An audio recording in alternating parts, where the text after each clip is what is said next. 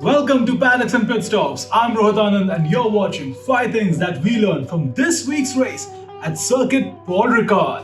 Number 1. Hat-trick of wins for Red Bull. Max Verstappen's maiden win at Paul Ricard saw Red Bull snap up their first hat-trick of wins in the turbo hybrid era. This for the first time since 2013. Yes, 2013. This was made possible after Max Verstappen and Red Bull gave Mercedes a taste of their own medicine by using the same strategy that Mercedes used on Red Bull back in Barcelona, the mighty power of the undercut. And this helped them secure their first win at the French Grand Prix. Wings or not, Red Bull are flying at the moment and are favourites leading into the double-header at their home track in Austria. Number 2. Mercedes bounce back. A second-place finish for Sir Lewis and a fourth-place finish for Valtteri Bottas saw Mercedes bounce back from 2 disastrous weekends at a track that has usually played to their strengths. A track where they've led for 105 laps out of 106 before the 2021 edition.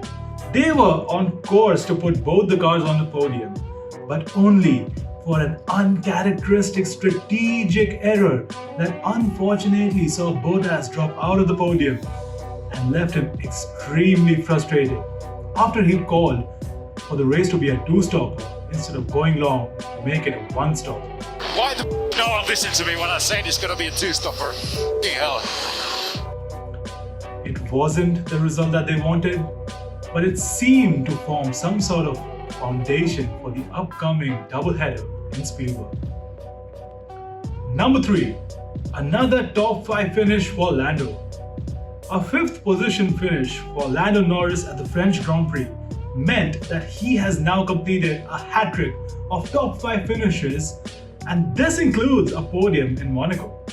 Lando was on a completely different strategy from the rest of the pack that saw him go longer than anyone else in the midfield, and while that frustrated him, it ultimately turned out to be the right call because he ended up being the best of the rest. He's been quite consistent this season and he will look to capitalize on that consistency at the Red Bull ring in the upcoming weeks, hoping to sneak in a podium just like he did last year. Number 4. Ferrari honeymoon comes to an end. After Monaco and Baku Grand Prix that saw Ferrari start on pole, the French Grand Prix was a weekend to forget, not only for Ferrari but also Ferrari-powered teams as their struggles for race pace at a conventional racetrack continued. None of the Ferrari-powered cars finished in the top 10, none of them gained points, and all of them struggled for track position as well, which wasn't a surprise as they've been quite modest and upfront, been very realistic about their quality and race pace.